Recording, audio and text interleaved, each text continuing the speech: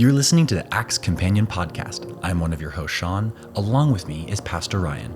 Join us as we dive deep into the book of Acts, learning and discussing the movement Jesus launched called the Church, and how it has and continues to turn the world upside down. We're back, shaking off the cobwebs.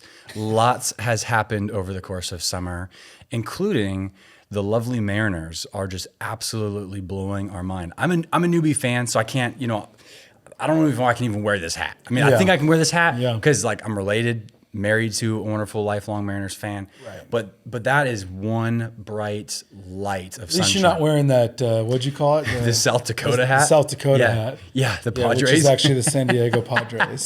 Yeah. But there's grace for you, Sean, to become an avid sports fan. But go Mariners, number one. I am holding out hope. This is our World Series year. Number three, Cal Raleigh's the MVP. If it doesn't happen that way, it's deeply rigged.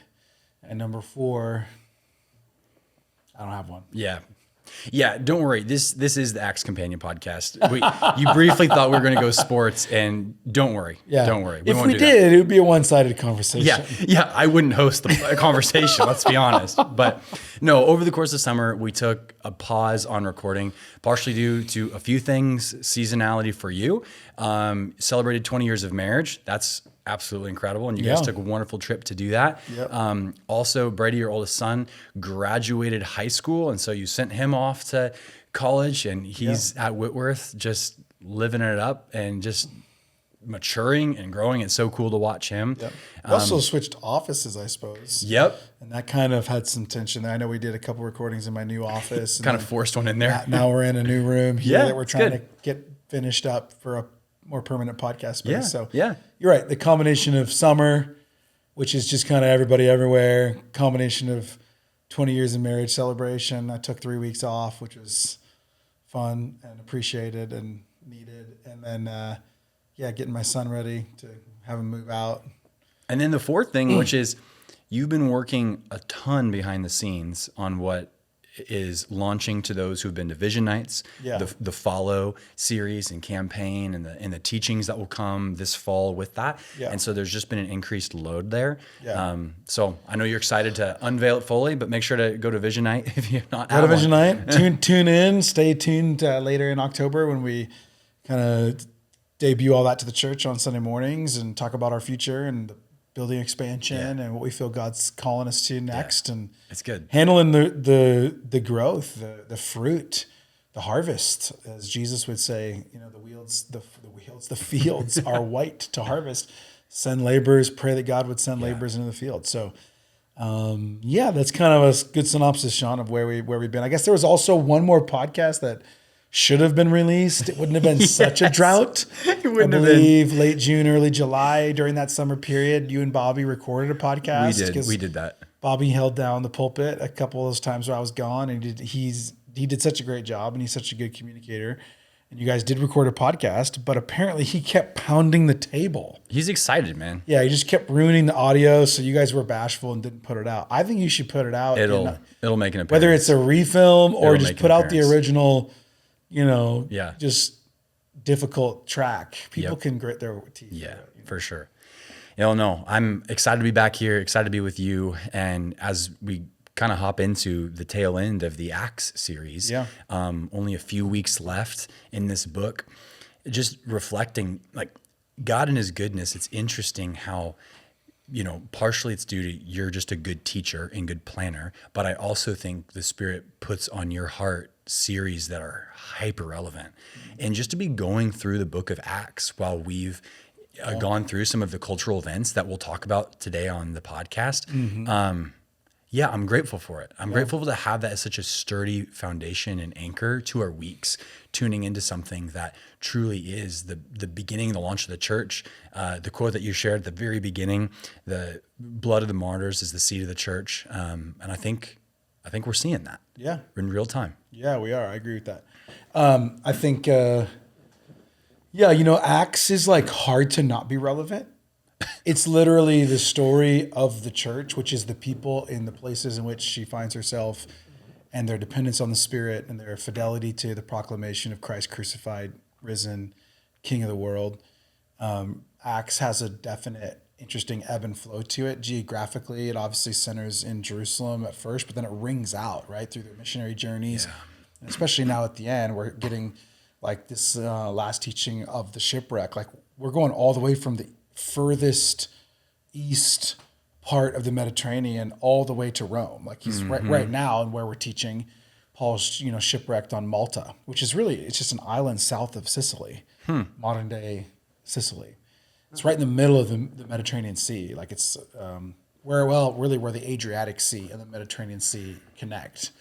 And so I say that to say Acts is an interesting book in the sense that its story centers in Jerusalem and the Spirit of God poured out there after the ascension of Christ, which he promised he would do, and then just rings, right? Jerusalem, right. Judea, Samaria, ends of the earth. And so Malta's a part of that. Rome's a part of that. The whole known world of the time is part of that. So it's the story of how the gospel moves through people, but also moves through places and events and chaos. And there's a great revival, and then there's a riot, and then there's a political problem, and there's a city problem, then there's a law problem, then there's a persecution problem. It's like, it just is it maps onto almost all culture for all time. Right. Because it's what happens in a world that's wrestling with the truth of the gospel that is alive and well, moving through the hearts of the church by the power of the Spirit, but is living in, pushing up against powers, dark powers, cultural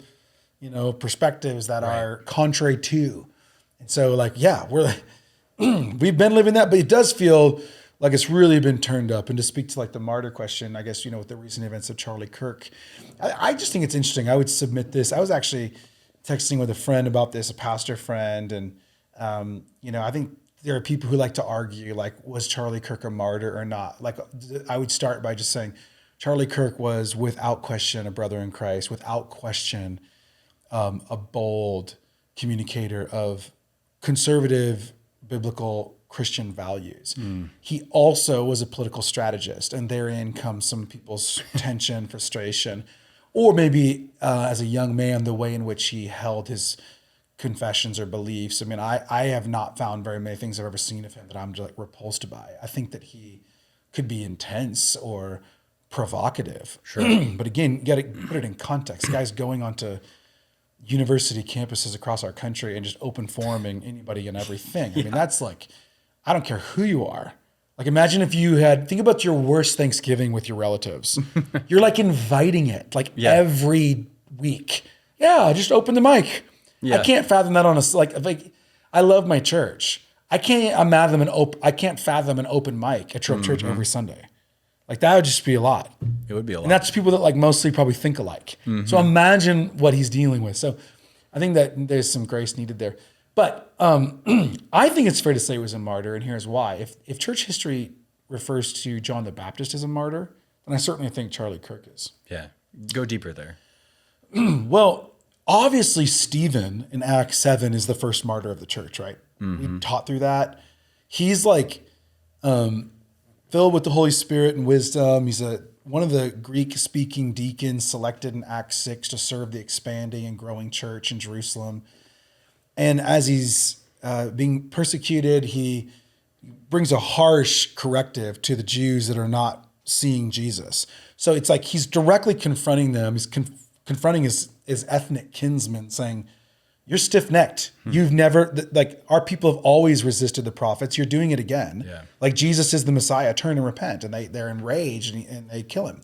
Well, obviously that's martyrdom. No one would argue it. Because he's like directly communicating the gospel in the moment of his death. And so sometimes I think people think that that's what it means to be a martyr. It's only a martyr if you were directly communicating the gospel at the moment of your death. I'm not so sure. Church history would refer to John the Baptist as a martyr. And John the Baptist wasn't explicitly preaching the gospel of Jesus. He was simply telling Herod that he had an adulterous, sinful relationship and it wasn't right. So he was just merely confronting the political power of the day, that it was idolatrous and immoral. Wow. So that feels very analogous to the kinds of things Charlie said and many Christians say, like, these things aren't right. This is not God's standard of righteousness. And he faced, that tragic, violent response. I also think you can judge the potential of martyrdom by its effect. When someone, so like there's a popular phrase, I can't remember who said it. It's something like, the reign of the tyrant ends the day they die, but the influence of the martyr begins the day they die. Yeah. And look at the aftermath. Correct. So one of the ways you evaluate if someone's a martyr is you look at the aftermath. In other words, the ripples after their death tend to indicate if they were or were not a martyr. Yeah. So it can be contentious. There's space. We can hold space for people that disagree about like that. But again, a few things about that. I just would say that was a massive, this has been a massive moment in the collective cultural consciousness of lots of people in our country, particularly the emerging generation, because the younger generation was far more tuned into what Charlie said and how he operated.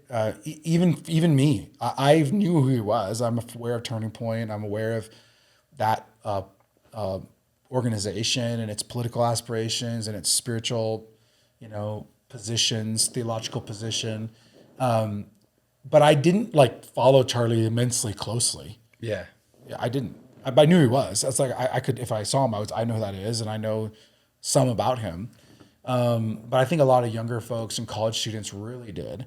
And then I also think what you have happening here is, I think I've called it this. It's a spiritual apocalypse. What you have is things getting clearer and clearer, meaning it's being revealed. Like evil is evil, righteousness is righteousness, and it becomes apparent when our conscience gets shocked by something beyond words, but bullets, violence, and how that exposes ideologies for what they really are. Yeah. And when you look at the aftermath of it, it's like, especially for example, his wife at the memorial, like, I forgive. You just, the confession and the thickness of Christian ideology gets tested in these moments. And I think by and large, I think what I'm seeing is good. Yeah. It's not to say that everything is, and it's not to say there's not potential danger. There are lots of people concerned about Christian nationalism and what have you. And I would just say, like, anytime though, like the conscience of a nation is aroused and pricked and moved towards righteousness, I think that Christians should be, it's a good thing. Celebrate that. Yep. And kind of be like, yeah, this is good.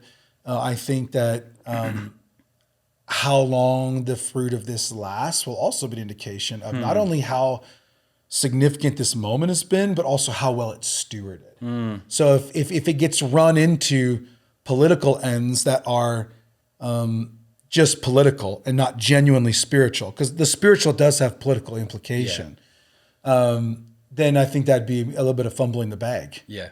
But if this is the beginning of revival that genuinely exposes evil for evil and genuinely puts a spotlight on the good that is Christ, and that how desperately everyone in our world needs him, and he is available to those who are repenting and in faith pursuing him, then that will be good. Yeah. Bringing it like close to home, like, a couple things to point out that week that I experienced and you experienced because you were there as well, is you got up on stage and led us through communion. And the timing was great. And it was, for those who felt disoriented, I think it was a really grounding moment. But like, step back for a second. I showed up to church that day. Like we actually showed up early. Like, we were like 10, 15 minutes early. And that's not super early anymore if you go to True Hope. And it was a helpful, uncomfortable Sunday in the sense that I went to go find a spot to sit. I'm like, I looked at Abby, I was like, where are we going to sit today? And it was kind of exciting at first, because like, this is going to be interesting. And you know where I'm going with this. We ended up in the overflow room, which is great. Hey, overflow room is great. God's there too. And in that room filled up, and just coming out of that weekend, it was like, wow, Lord, that was like crazier than Easter, which it was, because it's about the same amount of people, but like in a smaller space. Right. And so like, hey, shout not out quite to, the same amount. Yeah, not quite the same amount, but like, go into that a little bit for me, like from your lens as a pastor, like as you've experienced your church responding to this moment? Like, what are some of the stories or things that you've heard from people who are like, wow, you haven't been to church in how many years? Or like, open your Bible. Like, there's some interesting things. And I think those stories matter. Yeah, I had numerous people come up to me and say, we haven't been to church in years. First Sunday here, saw what happened this week, just know I need to be in church this week. I had lots of those conversations. And I'm trying to go back. It's only 2 weeks ago, but it feels like a lot. A lot of life's been lived. A lot of things have happened.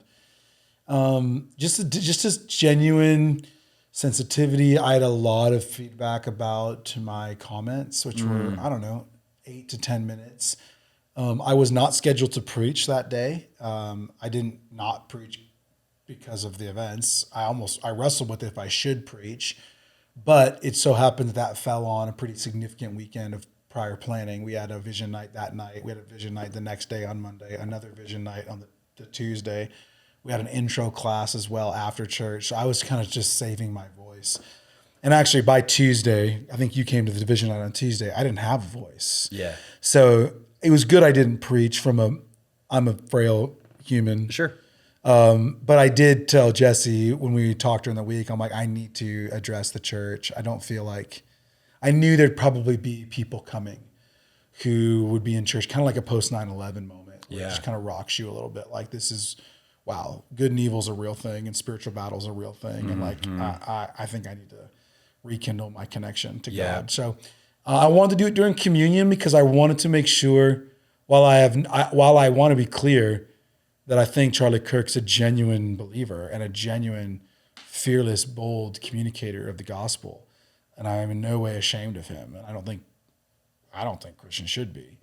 Doesn't mean you have to agree with every stance he has, but I didn't want the message to be just Charlie. I think the message needs to be Jesus. Yeah. I think, there's so much noise out there. There's like pastors who are saying things on social that have lots of clout and platform. Like if your pastor didn't address this, you should leave. I do want to just speak to that for a second. Yeah, please. I just don't think that's ever really helpful. Pastors experience so much internalized pressure and externalized pressure to perform for the audience. And that is not what preaching is. And that is not what leadership is. Preaching and leadership is not performance. It's bold, costly obedience. So if people are frustrated that their church or their pastor didn't address or deal with this, that might be a symptom of a larger frustration or conversation you should have with your church leadership. Or like, you know what I'm saying? But like the pressure of a one-off that a pastor's out of town or was like, I'm going to take a week to think through this. Like, I just wake up and have to have a hot take. I do think the moment swerved into the lane of the prophets. So what I would say, and I've talked to pastor buddies in town about this that also mostly addressed it at their churches. But like if we take the framework of prophet, priest, and king, that in the Old Testament, Holy Spirit fell on those three particular offices, and Jesus Christ is the full perfection and embodiment of those three offices. He's the prophet, the one true voice of God. He's the king, the righteous, just ruler. He's the priest, the one who goes before us and stands in the gap between God and ourselves. And then we think about that framework as like representing kind of gift sets for leaders. Some people are priestly, meaning they're good counselors. They relate, they connect, they care. Some leaders are really good kings. They decide, they lead, they build, they govern well. Right. Okay. And then some leaders are prophets. Like they can see right through every smoke screen and they can just speak to the heart of the issue. Well, True Up Church is led, I am more prophet than either of the other two. I'm probably a prophet, capital P and a lowercase k, king. I'm more of like a prophet king. Priest is not my greatest strength. Yeah. So anyway, I think that the moment swerved into the sweet spot of the prophets. The kings are thinking, how is this going to play out for my kingdom? Yep. The priests are thinking, how do I make sure to care for and connect with every person and their unique concerns with this issue? Yeah. The prophet's thinking, this is pretty simple.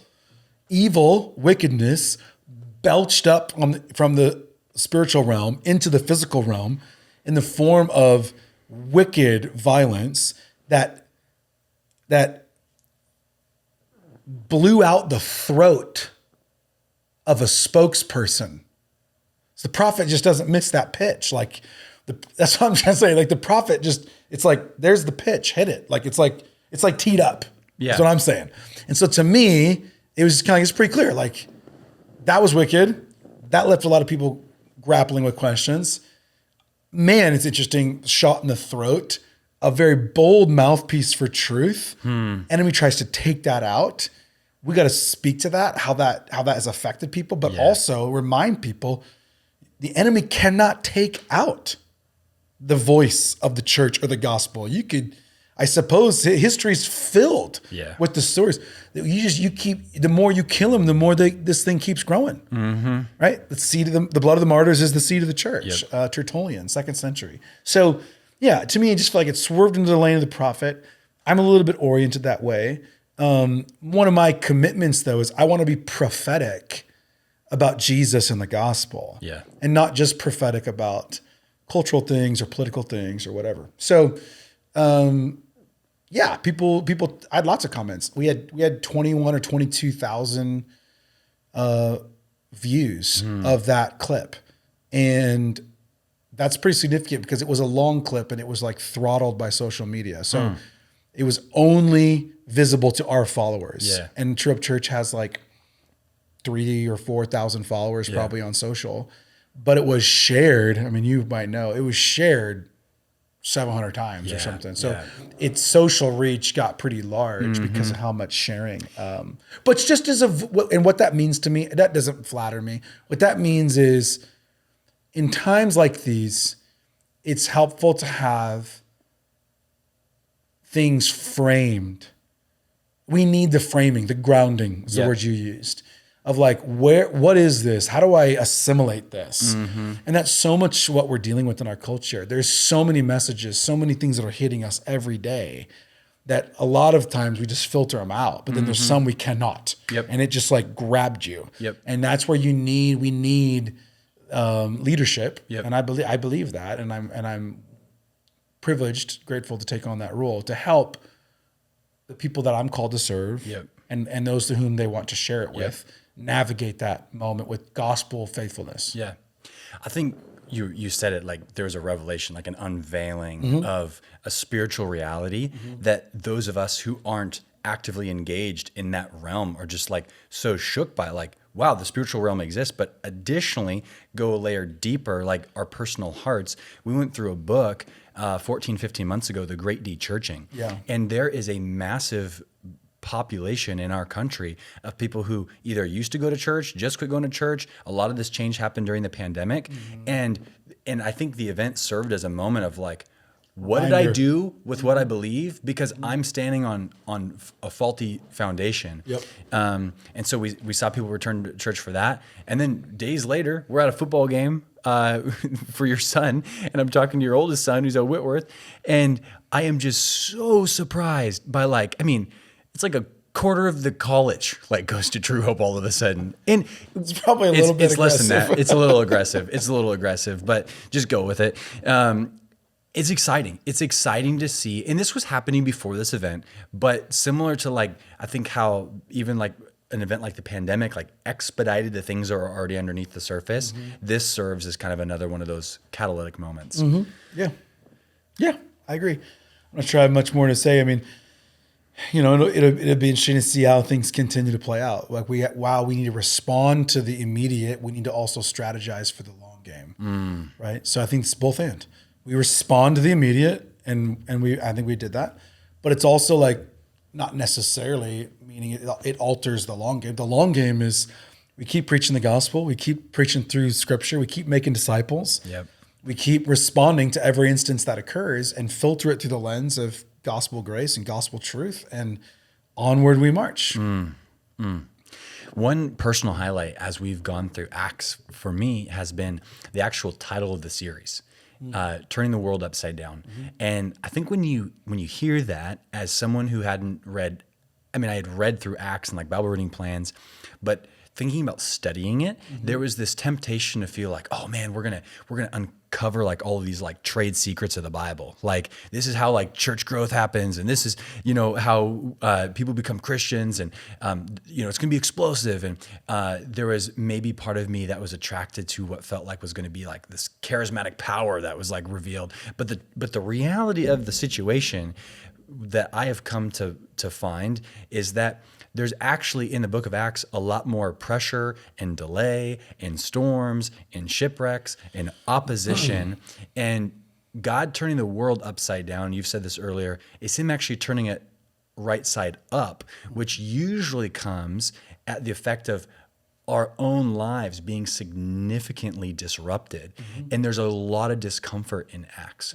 And man, what a good word for today's culture, that God winning, being on Team Jesus is not about the comfortable. It's not about things going our way. It's not even about the Vice President of the United States declaring the gospel, which is a beautiful and amazing thing and encourages my heart. But God's on the throne and he'll have his way either way. Yeah, Acts has been great. I think it's been, we, worked our way through it. It's been the longest series we've ever been in as a church. I think that's well warranted. You're right. There's a lot of pressure, delay, problems, challenges, setbacks. But isn't that life? It's right. What's nice about it, what's helpful about it is it's just this is what life is like. And I think if you zoom out, Luke giving us a sense that God will accomplish his mission, his ends through ordinary means, ordinary people, ordinary events, ordinary seasons of setbacks, seasons of shipwreck, seasons of persecution, seasons of political turmoil, upheaval, seasons of assassination, seasons of great revival, seasons of miracles, seasons of mountaintop, seasons of valley. God will work it for good.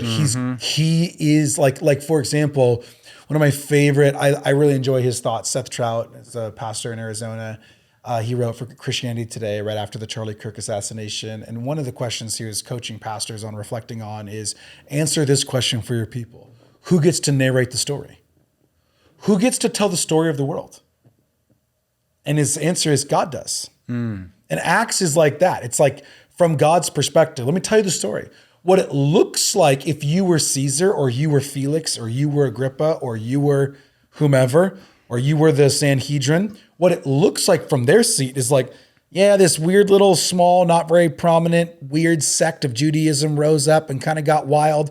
All them people lost their minds. They kept talking about this guy that rose from the dead. Like, well, that doesn't happen. And yet here we are 2,000 years later, and who gets to narrate the story of the world? God. Because no one gives a rip about what Agrippa thought or what Felix thought. They were but a footnote in God's grander story. But at the time, they thought the followers of the way were a footnote in the Roman Empire's prominence.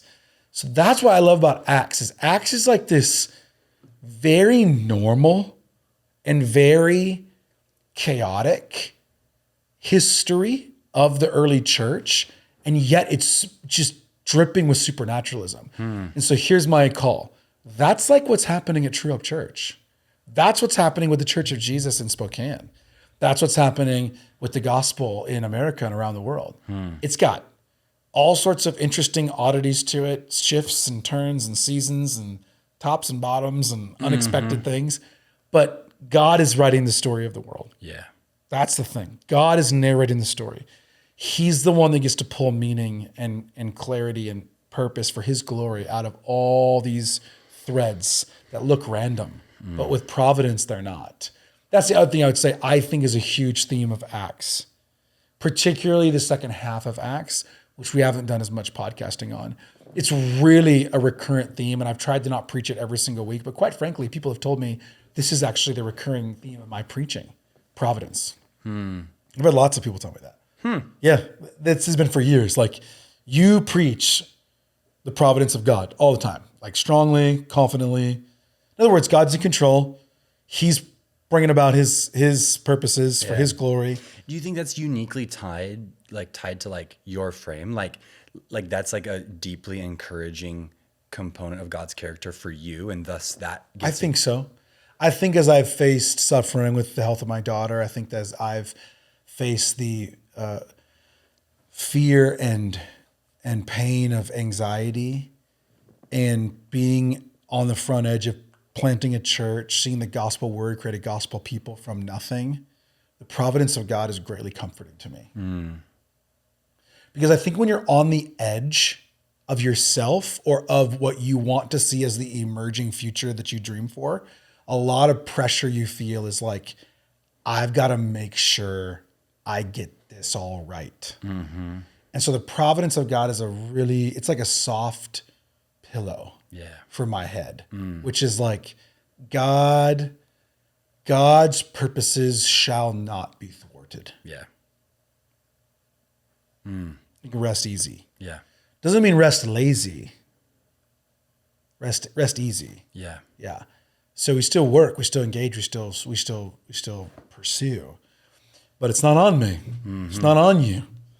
So I would say, I would tell you, like, if I was just like open my personal devotional, the themes of God's providence and my surrender, I would suggest, I think, have been the themes of my preaching for some time, for years. I feel it. Every time I feel like I write a sermon or lead something, I'm landing the plane almost every time on the surrender note. What do? We surrender. We get good at like saying yes. Okay, Lord. Yeah. I surrender. I yield. Have your way. But what motivates surrender? Confidence in God's providence. Right. Yeah. Another component of teaching beyond providence that has been fun to learn from you on is a strength that is like cultural exegesis, being able to like see the culture, how that maps onto our moment, and then also adequately like name the things that so often are inside our own heart and aching for, and then how the gospel fills that hole. One of the things that you've shared with me is kind of these three frames of that was from a book by a guy named Aaron Wrenn who wrote it, which is Positive, Neutral, and Negative World. If you've tuned in to kind of the back half of Acts, a lot of the ways that your sermons have ended have been kind of these like cultural markers. Like if God's kingdom is this way, like you can expect the world to operate this way. Like these kind of like truth versus not truth moments. I think it'd be fun to hear from you, like those three frames, explain it best you can, but then maybe how that serves as like a helpful backdrop as we even like process like today's events, being able to better define like the moment we're in 2025.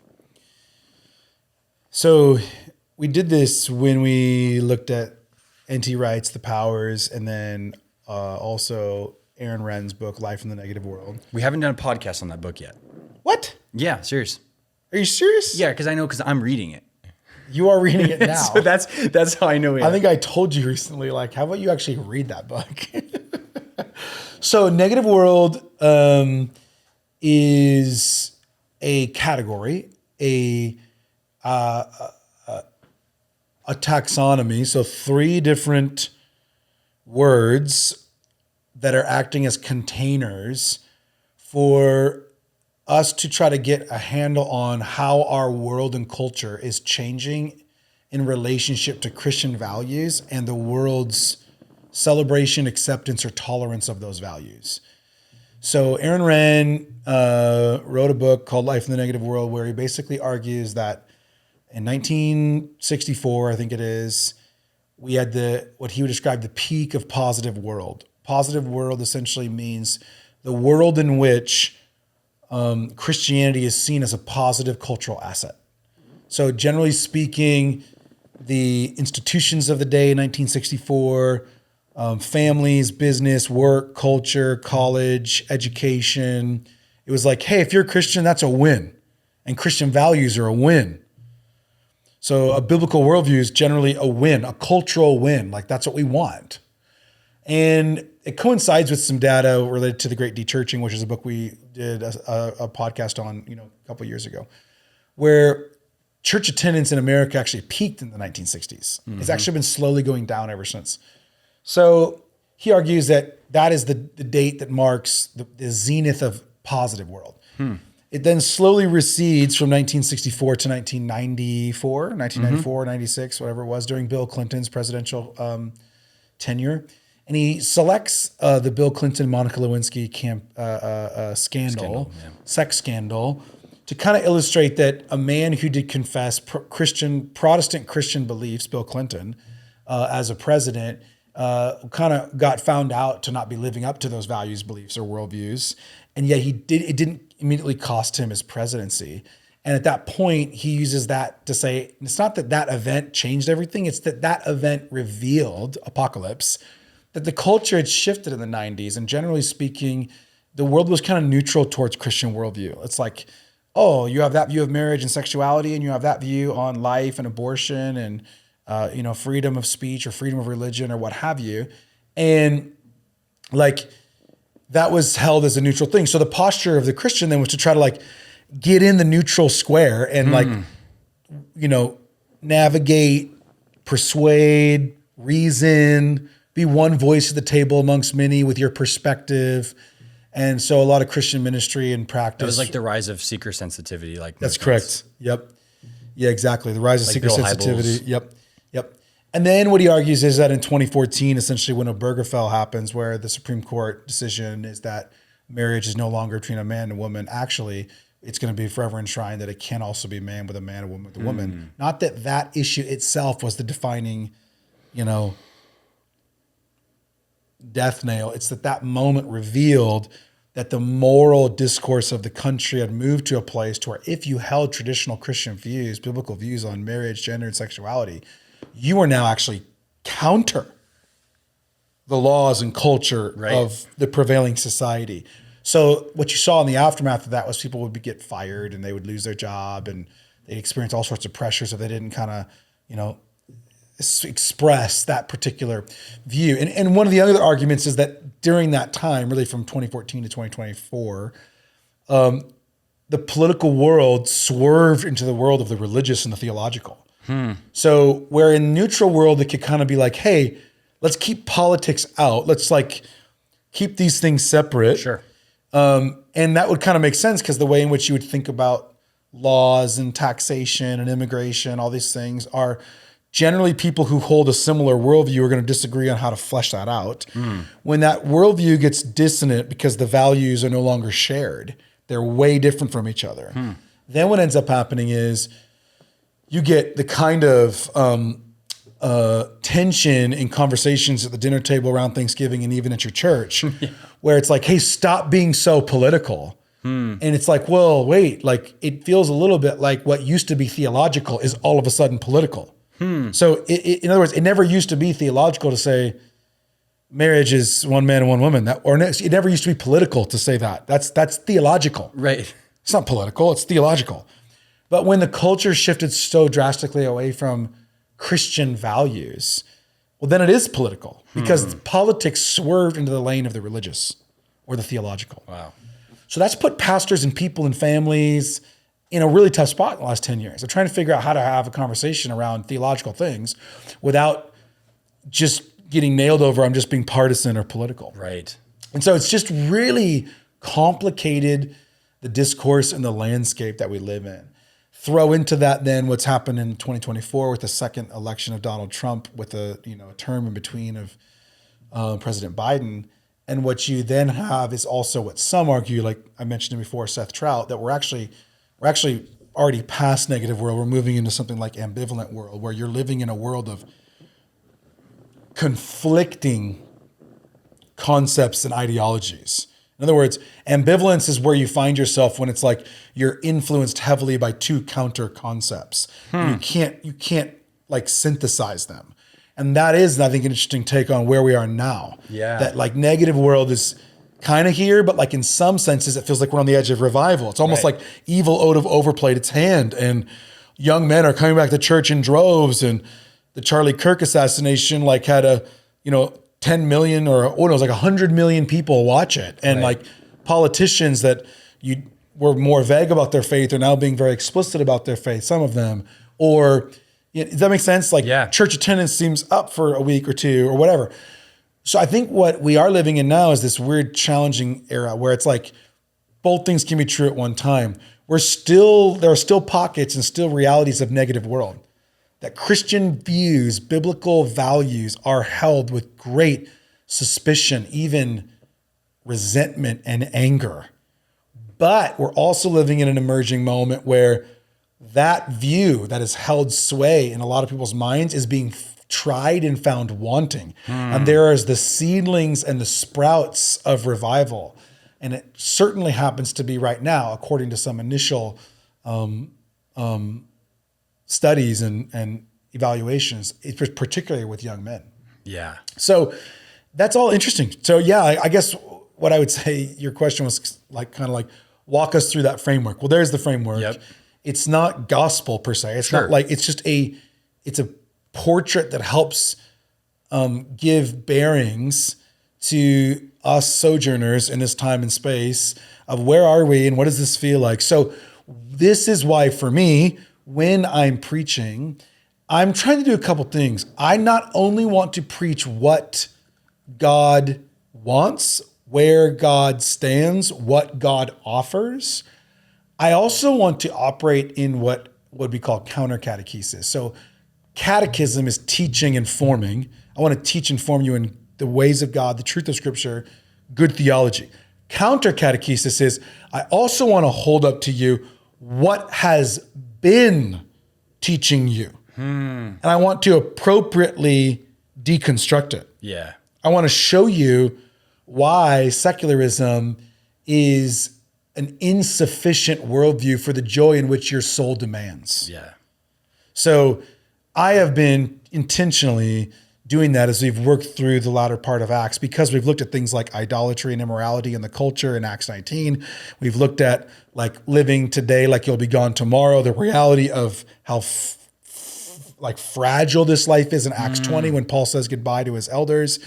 I mean, this is very relevant. Right. The hardship that we face, being bound by the will of God, even in suffering, when Paul knows he's headed into Jerusalem and everyone's telling him, don't run into that storm, but he's running it anyway because he knows what he's called to do. That God's providence is superintending a lot of this. We can run into the storm because we trust God. We can surrender control because we trust God. Our temptation is to backload our minds with false ideologies that give us handles to hold on to, but they just don't hold. Right. They're like, or as I mentioned this last week, it's like a rudder that is rotten. It's like a boat without a sail. It's like a boat without an anchor. It's like it holds space for a second, but the moment you face enough pressure, enough trial, or evil is fully revealed for what evil is, you're trying to hop out of that boat as fast as you can because you know it's not sufficient. So, and then we've had, I think about like Jesse taught on like suffering and godly character and the formation of character through trial and difficulty. So I think what I'm trying to do is I'm trying to think about my teaching and go, what ideology are my people swallowing that they don't know they're swallowing, that I want to highlight so they can check themselves as they go about their life. Yeah. Something, it just hit me. Like the title, Turning the World Upside Down, like that is catechesis, right? Like God does that to us. Additionally, we were having lunch. This just hit me. You were heading out on a prayer and planning retreat about a month ago, and you shared with me that a mentor and someone who you had attended a talk had said, we can't force momentum, but we can invite it. And I think he was talking about the Spirit. I suppose in a way that operates as a little bit of an acid test towards what's going on in our church and in our world. Like God's on the move, and like a lot of this we didn't force. And we'll see where it goes. I mean, to use the sailing analogy from this last week in Acts 27, like they literally had to stop sailing because they ran out of wind. Right. There was no wind. Right. So, I mean, we're gonna trust the boat we're on, which is King Jesus and His kingdom, and the Spirit, the wind will blow where it will, and Correct. We'll see where it takes us. But And that's why it's super important to be grounded in the right things.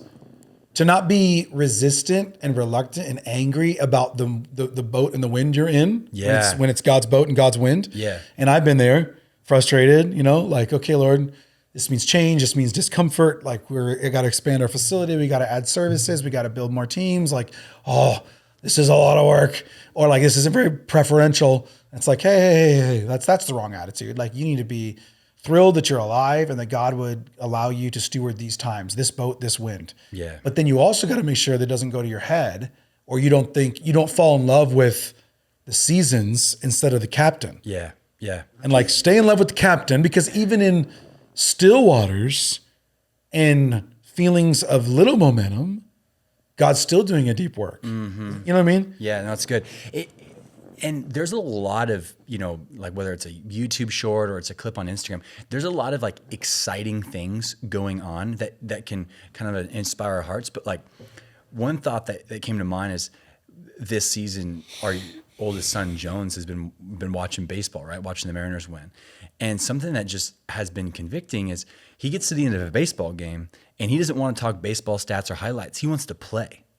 And I think Acts, in the moment we're in, it's like the invitation to like get in the game. Yeah. It's don't just sit back on your phone and yes, it's encouraging to see what God's doing in the church, but like also like be a part of what God's doing in the church at True Hope. Be a part of what's going on in the city of Spokane. Yep. Because man, it's get on the field. Yeah, get on the field, man. Like swing. Yeah. And I think that's probably one of my favorite attributes about Paul is he's just like, he wasn't afraid of swinging. Mm-hmm. And that's probably why the story is so captivating, because he just had this bias towards action. Mm-hmm. Wasn't just going to sit around and pontificate. So anyways, I don't know where that came from. That's good. Let me ask you a question. Yeah. What's been your favorite section of Acts? Man, I really liked kind of the first half of Acts, where it felt like we were like thinning the crowds a little. We were finding out who was legitimate. Sold the land, sold the farm, brought her money, lied about the amount, and struck down, and seeing that God would rather use unqualified, faithful, honest people than people with means who want to just have their pomp and popularity around their own influence. And just God's heart in how he's picking who he uses to build his church, that was inspiring. That's cool. Yeah, that would be a personal highlight. Love it. Yeah, what about for you? Turn the question around. I asked you this. We were hot tubbing this last week. I was like, hey, when you read the Bible, do you read it and you're like you just see like sermons coming off the page, like all the notes, and like it's like Ryan AI just unfolding before your eyes.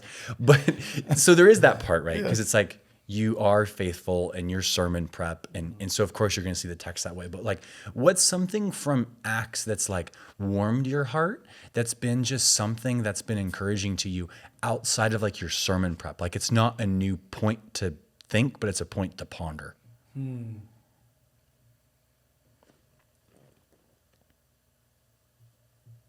I think my favorite thought, personally, devotionally, through Acts would be Philip. Say more. Philip is the compatriot to Stephen. Stephen obviously has a pretty painful, tragic, but powerful, potent end. He's martyred. Philip is amongst those who are scattered then from Jerusalem, and he goes and preaches in Samaria, and he has fascinating interactions there. He ends up preaching to the Ethiopian eunuch, a precursor to what God was doing with the church in Jerusalem, because it was catching up. So I think Philip is this guy who's like on the front edge of gospel expansion ministry, and I'm attracted to that. But here's where I like it. At the very end, he's reacquainted with Paul. I think it's in Acts 19 or Acts 20. Is it Acts 19? I'm not sure. I can't see. I don't have any notes that would show me that. It's Acts 19 or Acts 20. And he stays with him. And what I love about Philip is Philip seems to have accepted his part in the relay race of God's great kingdom with tremendous health. He was like willing to serve as one of the initial 7 because the apostles needed to preach and minister and pray. He went to uncomfortable places and like was a trailblazer. But then he like settled down and just raised his daughters who were prophetesses. And then in the end, he welcomes Paul, who was the one who killed one of his close friends. And I just think Philip is, to me, my favorite character in the book of Acts. Because my reasons, when the assignment meant get out on the front edge, he said yes. Yeah. When the assignment was blend in and root down and raise your family to love and serve Jesus, he said yes. When the assignment was accept Paul, the guy that you in your natural flesh would never want to accept, he said yes. Yeah, just simple faithfulness. Simple surrender and faithfulness. Just like a beautiful story. Yeah, man. Yeah, I love, so we just covered Acts 28, and in there, Paul is, with a few of his friends, and he says he was like deeply encouraged by being around them. And that word that comes to mind there is remnant. And so we just launched community groups here at True Hope. And I don't know, out of all things this season, I think we've had some off the pod conversations around community. Let me just say, community's hard. Yeah.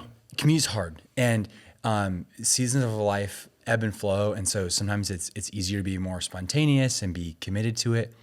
But I can't imagine trying to do the Christian life like by myself, and especially the last couple of weeks. Like I couldn't imagine like being stuck to my phone, and the only bearing I have is like what the best thought leader or the best preacher I can find online, like to have flesh and blood relationships.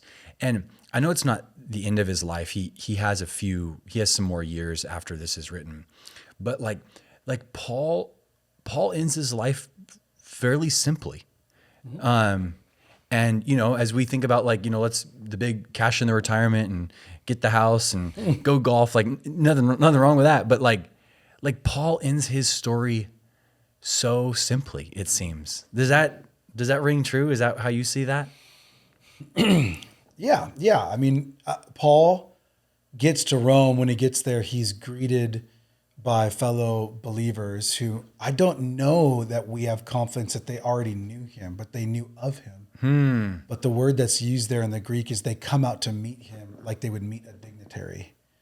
So they honor him because they've heard of him and because they share the same God and they believe in the same gospel. So there's a kinship that the gospel creates. The gospel word creates gospel people, and that's really, really beautiful. And you see that there in Acts 28. And then, he takes great strength and courage from them on an arduous, long journey. In other words, strangers become significant investors in his courage because the gospel empowers and enables them to be friends and friends that actually are family. Yeah. Spiritually. So I think community is powerful. Yeah. Does Paul end his life humbly? Yeah. He's in house arrest for 2 years in Rome, which is a pretty, relatively speaking, decent imprisonment. He's like just meaning like flexibility. Yeah, people can come and go. He can meet with people. He wrote 4 letters under house arrest from AD 60 to AD 62. He wrote Ephesians, Colossians, Philippians, Philemon. Church tradition holds that then he gets released somehow. We don't know that because Luke obviously ends the story with the 2 years in Rome initially. Kind of interesting he does that, right? What, that he gets released? Yeah, like we hear about the end of like Stephen's life and some of these other key figures, but like Paul, like we're like hanging on for the words, and then I mean you're gonna preach the sermon, but like it's interesting that we don't get more of like what happened to Paul in his final. Yeah, what's cool about the way Acts ends, and this, yeah, you're right. This is a few weeks away. I'll preach this, but Luke just wants people to know that though Paul was bound, the gospel was unhindered. It's just like, it's kind of what I mean back to Philip. It's like, hey, play your part. Carry the baton during your leg of the race. Yeah. This baton will get to the finish line through all sorts of people. And so it's not so much we focus on our part. We focus on the race and running our race, with a great cloud of witnesses, to borrow language from Hebrews. So anyway, Paul gets released. It would seem, because he writes Second Timothy when he's in a much more confined prison experience before he gets beheaded. He gets his head chopped off, according to church tradition, because he was a Roman citizen, by the way. Because Peter is crucified. Paul did not get crucified. Wait, so explain that. One, let me just say before you answer that question, this is one of those things that you said before, like it rolls off your tongue so easy. You're like, yeah, like he was beheaded. And so then I like go looking in my Bible. I'm like, I search beheaded. And there's like, so it's not there, right? And it's like, oh, yeah. Like church history. When you say church history, like this is actually outside the Bible we find this out. Correct. Yeah, okay. So when we say church history, what we mean the corpus of writings that comprise later bishops, church fathers, leaders. So like, for example, Clement of Rome, who was a bishop at the beginning of the 2nd century, attests to Paul's missionary journeys after his original house arrest for 2 years in AD 60 to AD 62. Many surmise that he ended up getting to Spain. It's unclear. But we know Paul had a directive and a desire to get to Spain. And we only know that because of Romans chapter 15. Right. He says it. He wants to get to Spain. So did he get there? There's most church tradition says yes. And then somehow, as he leaps back into the center of the empire, which would be Rome, he gets imprisoned again. And this is where Nero puts him to death. And so because he's a Roman citizen, he was dignified by given the death of beheading. It's a lot faster. Cutting your head off is death. Versus crucifixion. Which would have been how Jesus died. And that's because that's related to what? Gruesome. You die in crucifixion, you just die of asphyxiation. You die of the inability to breathe. Got it. Sorry. But the beheading is tied to a Roman way of doing things. No, it's that he's a Roman citizen. So he's treated with a measure of dignity in his death, which is we will, because you're a Roman citizen. Wow. We'll chop your head off. We're going to judge you. You are an enemy to the empire for your promulgating of this way of Jesus.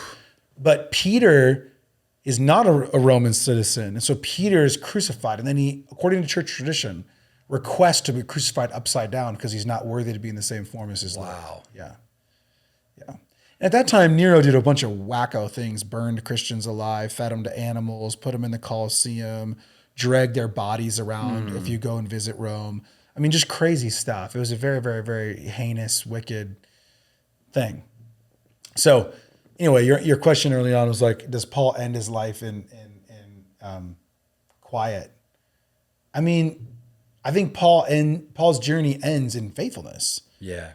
And for when he was in house arrest, that was bring the guests in. Let me write some letters. Yeah. And then he gets freed, and it's like I told y'all I was on the mission to Spain. Right back on it. Right back on mission. Right back on mission. Yeah. And then he gets imprisoned again in like a very I've visited this potential prison where it's like in a hole in the ground. It's very dark, and he probably from there wrote 2 Timothy, because if you look at the end of 2 Timothy, it's my life is being poured out as a drink offering. Yep. He's suffering, and it's his farewell. He's bidding adieu to the world. And I've ran my race. I fought the good fight, right? And so then as a Roman citizen, he goes to his execution. His execution would have been beheading.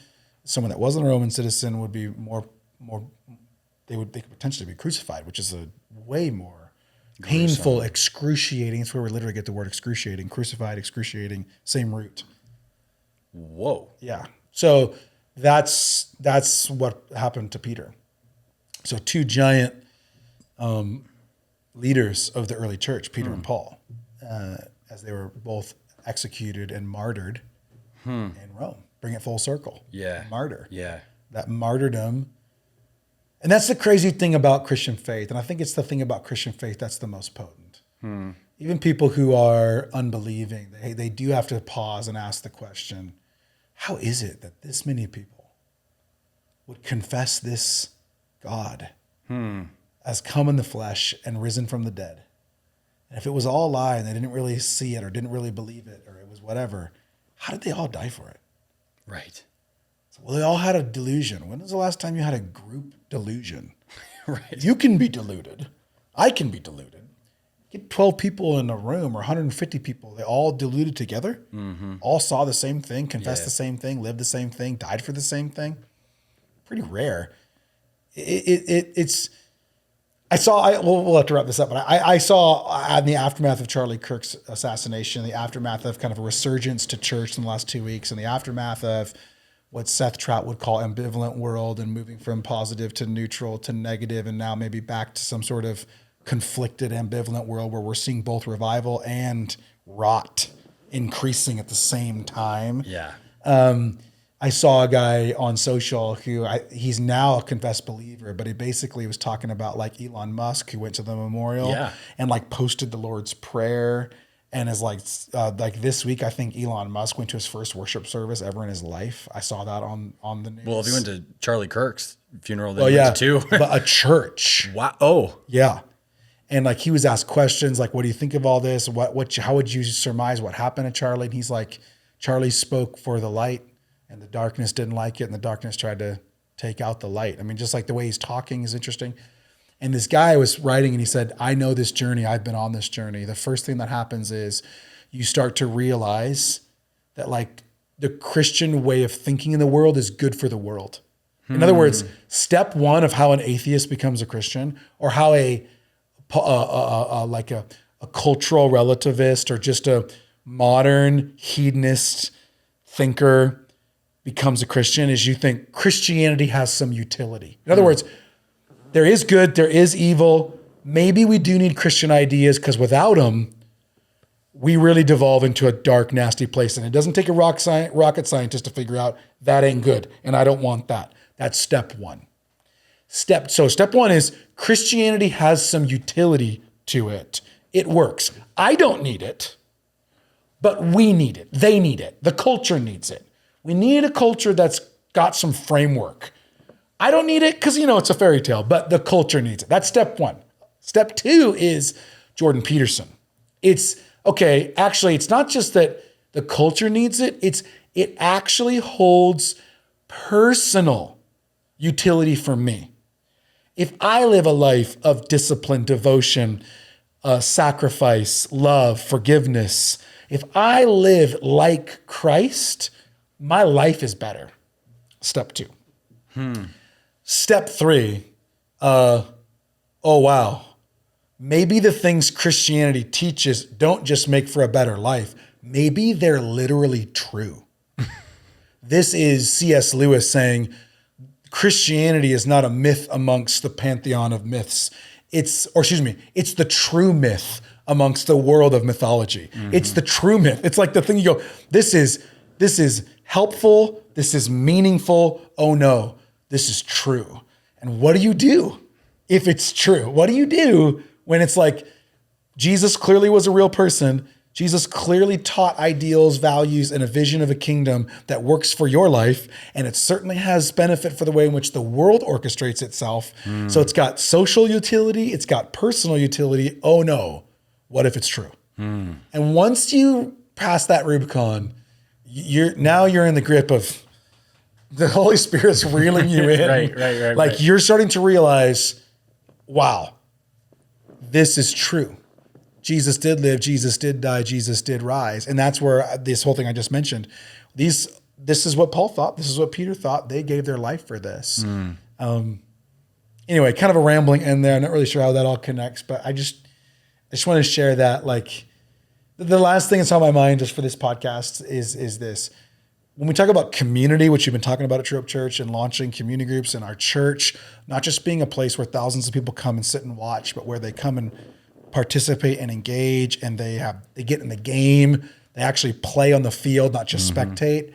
There's three things I think that cause people to struggle to do that: a lack of understanding, a lack of opportunity, and a lack of discipline. Say that again. A lack of understanding. I don't know why. I don't understand why community matters, why gospel community is so essential. So that's where teaching comes in to help a vacuum of knowledge to be clarified. Okay, so lack of understanding. Secondly, lack of opportunity. Like, I don't know where, I don't know who. I need someone to hold my hand and take me there. And then lastly, and this is what you were kind of alluding to, I think, where a lot of us struggle, it's just a lack of discipline.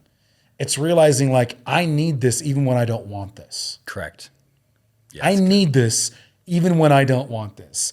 We met together as a community group just recently, and we took a modified schedule break over the summer. And I always feel that every time it's like, okay, we're doing this again. And I'm like, but it's good. I need this more than I want this. And that the Christian life is a life of discipline where we learn to recognize I need this and that's important. So I'm going to commit to this. And then we start to see and taste the fruit of that. That's true in every area of our life. Community, sharing our faith, reading our Bible, generosity in our finances. It's true everywhere. Lack of understanding holds a lot of people back. Got to teach. Lack of opportunity. Got to invite, connect people to their exposure moment. And then thirdly, lack of discipline. That's where most people live. And so being reminded that these things are good for us and God's grace empowers us and helps us and we can do this together. And then that life ends up shaping us. And then we end up experiencing the fruit from that. That's good, man. I'll end with this from Acts 28.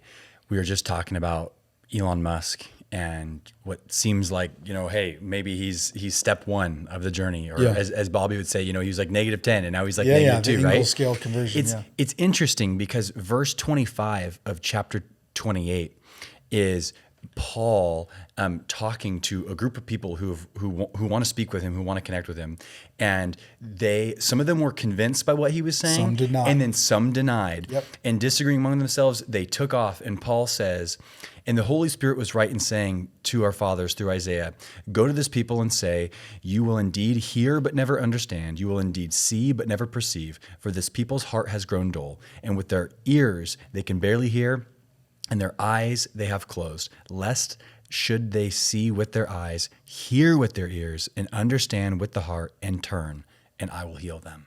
And man, I pray that that's the moment that we're in. I pray that we're in the moment of God healing our own hearts, people in our church, our city, and the world. Yep. Amen. Amen. Amen to that. Let it be. Let it be. Peace.